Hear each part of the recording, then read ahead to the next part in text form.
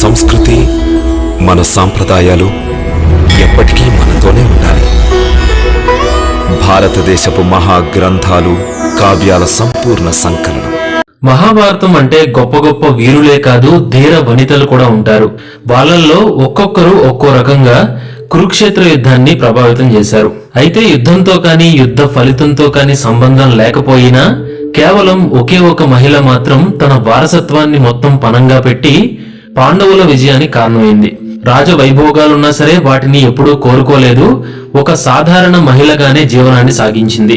రాక్షస వంశంలో పుట్టినా సరే చివరికి దేవతగా మారి ఆరాధించబడింది. అసలు ఆమె ఎవరో, మహాభారతంలో ఆమెకున్నటువంటి ప్రత్యేక స్థానం ఏంటో ఈ వీడియో ద్వారా మనం తెలుసుకుందాం. ఈ మహాభారతం సిరీస్ వీడియోలో మనం ఇప్పుడు చెప్పుకోబోయే ఇంట్రెస్టింగ్ క్యారెక్టర్ పేరు హిడింబి. ఈమెకే పల్లవి అనే మరో పేరు కూడా ఉంది. ఈమె పాండవుల్లో రెండో వాడైన భీముడి యొక్క భార్య అని మనందరికీ తెలుసు. సాధారణంగా ఈమె స్టోరీ గురించి చాలా మందికి తెలుసు, కానీ ఈమె పరోక్షంగా పాండవులకు ఎలా సహాయపడింది, వారి క్షేమం కోసం తన కొడుకుని మనవణ్ణి యుద్ధరంగానికి ఎలా బలిచ్చింది, శ్రీకృష్ణుడి కోసం ఆమె ఏం త్యాగం చేసింది, ఇలాంటి రహస్యాల గురించి తెలుసుకునే ముందు అసలు భీముడు హిడింబిని కలవడానికి దారితీసినటువంటి పరిస్థితుల గురించి చెప్పుకుందాం. ఈ స్టోరీ మహాభారతంలోని ఆది పర్వంలో 18వ ఆశ్వాసంలో ఉంది. ముందుగా దుర్యోధనుడి దురాలోచన. దుర్యోధనుడు కపట బుద్ధితో పాండవుల్ని అంతమొందించాలని ఒక పథకం పండుతాడు.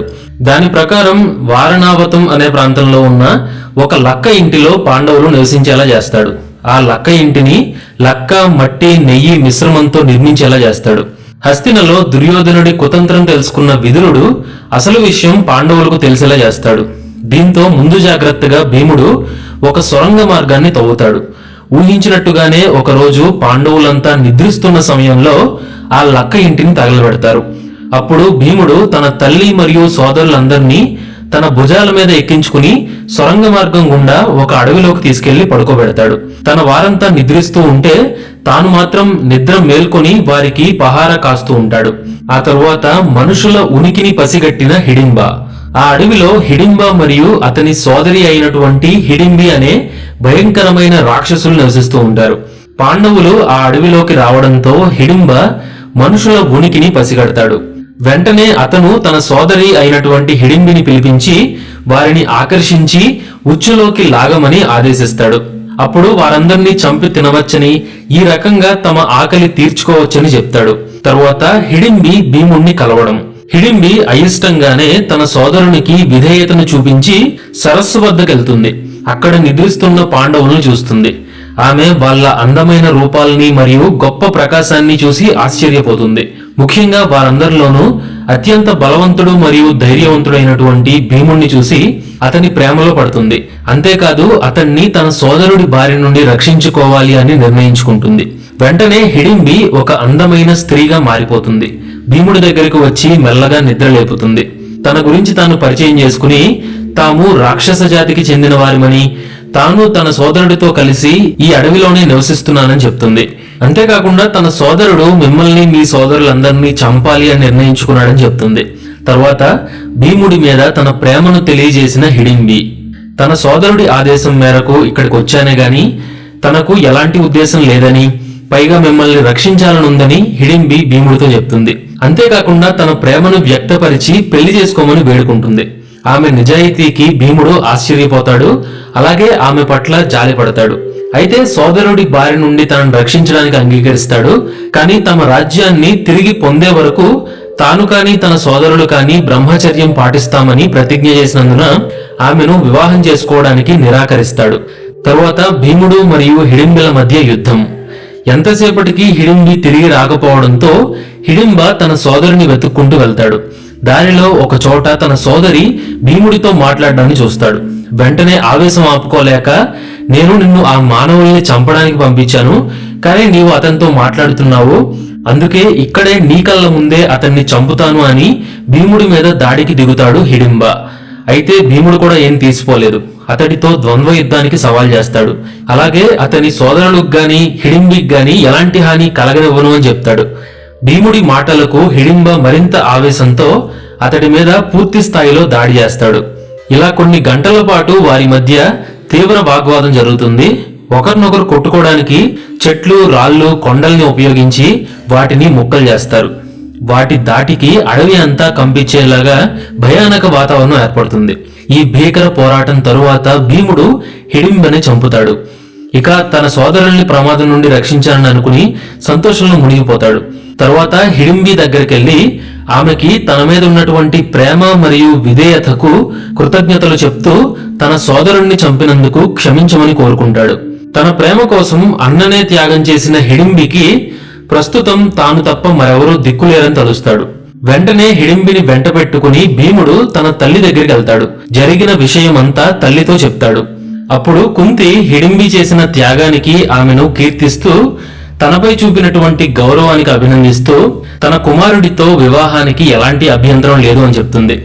అయితే తన కుమారులు తిరిగి తన రాజ్యాన్ని పొందే వరకు బ్రహ్మచర్యం పాటిస్తామని ప్రతిజ్ఞ చేశారు కాబట్టి తమ కోసం ఎవరూ చేయనటువంటి త్యాగం చేసినందువల్ల నా కుమారుడు తప్పకుండా నిన్ను వివాహం చేసుకుంటాడు అని చెప్తుంది. వెంటనే హిడింబిని పెళ్లి చేసుకోవాల్సిందిగా భీముణ్ణి ఆజ్ఞాపిస్తుంది. తరువాత భీముడికి ఇచ్చిన మాట. భీముడు ఇచ్చిన మాట నిలబెట్టుకుని పెళ్లి చేసుకుంటానని, అయితే పెళ్లి తర్వాత కొద్ది కాలం మాత్రమే తనతో కలిసి ఉంటానని చెప్తాడు. పాండవ యువరాజుగా తిరిగి తన కర్తవ్యాన్ని నిర్వహించాల్సి ఉందని, కౌరవులపై న్యాయం కోసం పోరాడాలని చెప్తాడు. భీముడి సందిగ్ధతను అర్థం చేసుకున్న హిడింబి అతని నిర్ణయానికి కట్టుబడి ఉంటానని మాట ఇస్తుంది. తానిచ్చిన మాట మేరకు కొంతకాలమే భీముడికి భార్యగా ఉండేందుకు సిద్ధపడుతుంది. తరువాత భీముడితో వివాహం. రాక్షస స్త్రీ అయిన హిడింబి కోరుకున్న ప్రకారం భీముణ్ణి వరించి పెళ్లి చేసుకుంటుంది. కుంతి మరియు పాండవుల సమక్షంలో గాంధర్వ వివాహం చేసుకుంటారు. వీళ్ళిద్దరూ కలిసి కొన్ని ఆనందకరమైన రోజుల్ని గడుపుతారు.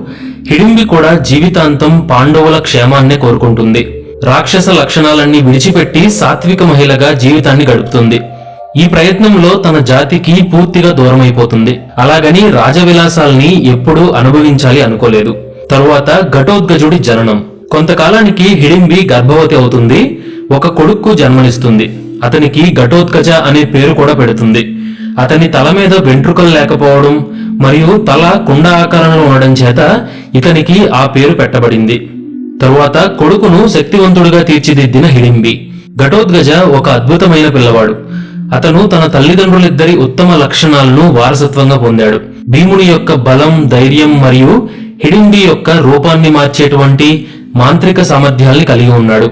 ఇంకా పెద్దల పట్ల చాలా విధేయత కలిగి ఉండి ఎంతో గౌరవప్రదంగా నడుచుకునేవాడు. అతను తన తండ్రిని ఎంతగానో ప్రేమించేవాడు. ప్రతి విషయంలోనూ అతన్ని అనుసరించేవాడు. తండ్రికి తగ్గ తనయుడిగా ఘటోత్కచుణ్ణి శక్తివంతుడిగా తీర్చిదిద్దింది హిడింబి. అస్త్ర శస్త్ర విద్యల్లో గొప్పవాడిని చేసింది. కష్టాల్లో ఉన్నప్పుడు పాండవుల్ని కలిసినటువంటి హిడింబి ఏనాడైనా యుద్ధం జరిగితే వారికి సమానమైన శక్తి కలిగిన కుమారుణ్ణి అందించాలి అని నిర్ణయించుకుంది. అందుకు తగ్గట్టుగానే ఘటోత్కచుణ్ణి పెంచింది. పాండవులతో సమానంగా పోరాడగల నైపుణ్యంతో శిక్షణ ఇచ్చింది. తరువాత తల్లిదండ్రుల ఆశయాల్ని గౌరవించిన ఘటోత్కచుడు. ఇక ఘటోత్కచుడు కూడా ఏనాడు తల్లి హిడింబి ఆశల్ని వమ్ము చేయలేదు. ఆమె కోరుకున్నట్లు మహాబలశాలి, బుద్ధిశాలిగా ఎదిగాడు. హిడింబిలాగానే ఘటోత్కచుడు కూడా ఏనాడు తాను రాజభోగాలు కావాలి అనుకోలేదు. ఇందులో తల్లి పాత్ర కూడా చాలా కీలకం. రాజకుమారులకు ఏమాత్రం తీసిపోని విధంగా ఎదిగాడు ఘటోత్కచుడు. ఘటోత్కచుడు తన తండ్రికి విధేయుణ్ణి అని వాగ్దానం చేస్తాడు. అలాగే అతని ఆశయానికి ఎల్లప్పుడూ మద్దతిస్తానని కూడా మాటిస్తాడు. భీముడు తన కుమారుణ్ణి చూసి గర్వపడి తనకు తెలిసిన విద్యలన్నీ నేర్పిస్తాడు. అతను ఒక పాండవుడిగా తన కర్తవ్యం గురించి, లక్ష్యం గురించి కూడా చెప్తాడు. భవిష్యత్తులో కౌరవులతో జరిగే యుద్ధంలో తనకు సహాయం అవసరమని, సమయం వచ్చినప్పుడు తనతో చేరేందుకు సిద్ధంగా ఉండాలని చెప్తాడు. అంతేకాకుండా యుద్ధంలో నీవు అజేయుడివి అవుతావని, దేవతల రాజు ఇంద్రుడి దివ్య ఆయుధం తప్ప మరే ఆయుధం నీకు ప్రాణహాని కలిగించదని భీముడు ఘటోత్కచుడికి వరం ఇస్తాడు. ఆ తరువాత ఘటోత్కచుడి వివాహం. హిడింబి మరియు ఘటోత్కచుడు భీముడి పిలుపు కోసం ఎదురు చూస్తూ అడవిలోనే ఉండిపోతారు. అడవిలోని ఇతర జీవులకు సహాయం చేస్తూ దాన ధర్మాలు చేస్తూ ఉండేవారు. ఘటోత్కచునికి వివాహ వయస్సు రావడంతో ఐలావతి అనే రాక్షస కన్యను ఇచ్చి వివాహం జరిపిస్తుంది హిడింబి. తరువాత బార్బరీకుడి జననం.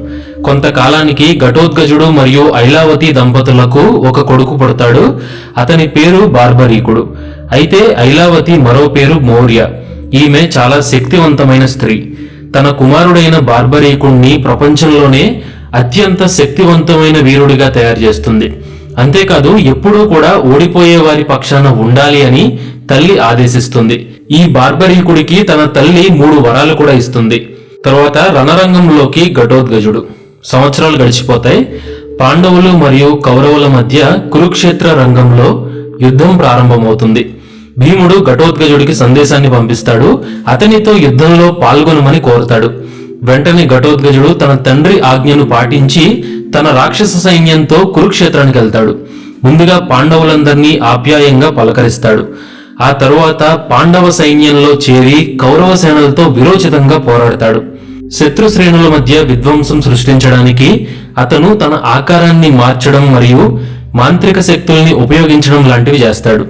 ఇలా వివిధ రూపాల్లోకి మారి ఎంతో మంది శత్రువుల్ని సంహరిస్తాడు. చివరికి కర్ణుడితో పోరాటానికి దిగుతాడు. ఇద్దరు ఎంతోసేపు విరోచితంగా పోరాడతారు. కర్ణుడి వద్ద ఇంద్రుడి ఆయుధమైన వజ్రాయుధం ఉంది. దీన్ని ఒక్కసారి మాత్రమే ప్రయోగించడం కుదురుతుంది. అందుకే దీన్ని అర్జునుడి కోసం దాచి ఉంచుతాడు.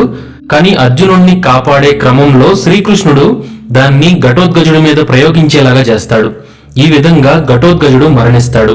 తరువాత కురుక్షేత్రంలో బార్బరీకుడు అత్యంత శక్తివంతుడు. అతను కేవలం 3 బాణాలతో ఈ యుద్ధరంగంలో ఉన్న వాళ్ళందరినీ చంపేయగలడు. అలాంటి వీరుడు ఈ యుద్ధరంగంలో ఉంటే ఫలితాలు తారుమారవుతాయని గ్రహించి శ్రీకృష్ణుడు అతన్ని ఒక కోరిక కోరుకుంటాడు. యుద్ధరంగానికి ఒక వీరుడి తల కావాలి, నీకంటే వీరుడు ఈ ప్రపంచంలోనే లేడు కాబట్టి నీ తల కావాలి అని చెప్తాడు. సంతోషంగా తన తల నరికి ఇస్తాడు బార్బరీకుడు. అయితే కురుక్షేత్రాన్ని చూడాలి అని అతని ఆశ కారణంగా కురుక్షేత్రానికి దూరంగా ఒక కొండ మీద ఇతని తలని ఉండేలా చేస్తాడు శ్రీకృష్ణుడు. అలా బార్బరీకుని తల కురుక్షేత్ర సంగ్రామానికి సాక్ష్యంగా మిగిలిపోతుంది. తరువాత కొడుకు మనమణ్ణి త్యాగం చేసిన హిడింబి. అర్జునుడికి అడ్డంకులు తొలగిపోవడం అంటే పాండవుల విజయానికి బాటలు వేసినట్టే. ఇలా ధర్మం కోసం హిడింబి తన కొడుకు మనుమణ్ణి ఒకే రోజు యుద్ధరంగానికి సమర్పించింది. ఈ రకంగా హిడింబి త్యాగం మహాభారతంలో అందరికంటే గొప్పగా నిలిచింది. తరువాత శ్రీకృష్ణుడి వరాన్ని పొందడం. యుద్ధం జరిగిన తర్వాత శ్రీకృష్ణుడు హిడింబిని కలుసుకుంటాడు. కొడుకు మనవడి మరణానికి చింతిస్తాడు. యుద్ధాన్ని నిలువరించే శక్తి ఉన్నా యుద్ధం జరిగేలాగా ప్రోత్సహించిన శ్రీకృష్ణుణ్ణి హిడింబి పల్లెత్తు మాట కూడా అనలేదు. దీన్ని గుర్తించిన శ్రీకృష్ణుడు హిడింబి త్యాగానికి గర్విస్తున్నానని చెప్తాడు. ఈ సందర్భంగా హిడింబిని దేవతగా సంబోధిస్తాడు. ఆ తరువాత హిమాలయాలకు వెళ్లి తపస్సు చేసుకోమని ఆజ్ఞాపిస్తాడు. ఇంకా ముందు తరాల వాళ్ళు తనని ఒక దేవతగా భావించి పూజిస్తారు అని వరమిస్తాడు. అలా తపస్సుకు వెళ్లిన హిడింబి శ్రీకృష్ణుడి వరంతో దేవతగా నిలుస్తుంది. ఇప్పటికీ ఘటోత్కచుడి వారసత్వం కొనసాగుతోంది. వారు హిడింబిని తమ దేవతగా కొలుస్తారు. ఇక తరువాత హిడింబి ఆలయాలు. భీముని భార్య హిడింబికి హిమాచల్ ప్రదేశ్ లోని మనాలిలో ఒక ఆలయం ఉంది. దీన్ని హిడింబాదేవి ఆలయం అని పిలుస్తారు. ఇక్కడ ప్రకృతి సిద్ధంగా ఏర్పడినటువంటి శిల ఉంది. దీన్నే హిడింబాదేవిగా ఘటోత్కచుడి వారసులు నమ్మి పూజిస్తారు. స్థానిక భాషలో ఆ రాయిని డోంగ్ అని పిలుస్తారు. డోంగ్రీదేవిగా వీరు హిడింబిని కొలుస్తారు. అలాగే కుల్ రాజవంశస్థులు హిడింబీదేవికి ఈ ఆలయాన్ని నిర్మించారు. పగోడా శైలిలో ఉండే ఈ ఆలయం ఎత్తైన దేవదారు వృక్షాల నడుమ ఎంతో మనోహరంగా ఉంటుంది. ఒకప్పుడు ఇక్కడ జంతు బలులు కూడా ఇచ్చేవారు, ఇప్పుడు నిషేధించారు. ఉత్తరాఖండ్ లోని భీమ్తల్ అనే సరస్సు సమీపంలోనే భీమునికి హిడింబికి యుద్ధం జరిగిందని చెప్తూ హిడింబి పేరుతో ఉన్న ఒక కొండను కూడా చూపిస్తారు. నాగాలాండ్ లోని అతిపెద్ద పట్టణమైనటువంటి డిమాపూర్ అసలు పేరు హిడింబాపూర్. ఇక హిడింబి పేరుతో ఉన్న ఆలయాలు ఉత్తరాదిలో అక్కడక్కడ కనిపిస్తాయి. నేపాల్లోని హెటోడా అనే ఊరిలో కూడా ఈ హిడింబ ఆలయాన్ని మనం చూడవచ్చు. ఇక్కడ ఆమెను భూతన్ దేవి అనే పేరుతో కొలుస్తారు. గుజరాత్ లోని లావనా అనే గ్రామంలో హిడింబి కుండం, హిడింబి ఆలయాలు కలిగినటువంటి వనం కనిపిస్తుంది. ఆ వనానికి హిడింబి వనం అనే పేరుంది. కాబట్టి భీముడు మరియు అతని రాక్షస భార్య హిడింబి కథ అంచనాలను మించినటువంటి ప్రేమ కథ. వీరి అసాధారణ ప్రయాణం ప్రేమ, భక్తి మరియు నిస్వార్థత యొక్క శక్తికి నిదర్శనంగా నిలుస్తుంది. ఏదేమైనా సరే రాక్షస వంశంలో పుట్టినా గాని హిడింబి చివరికి ధర్మం గెలవాలి అని కోరుకుంది. ఒక ధీర వనితగా నిలిచింది. రాక్షస స్త్రీ అయినా కానీ సామాన్య మహిళగా జీవనాన్ని కొనసాగించింది. చివరకు దేవతగా పూజల్ని అందుకుంటోంది. మన సంస్కృతి, మన సాంప్రదాయాలు ఎప్పటికీ మనతోనే ఉండాలి. భారతదేశపు మహాగ్రంథాలు, కావ్యాల సంపూర్ణ సంకలనం.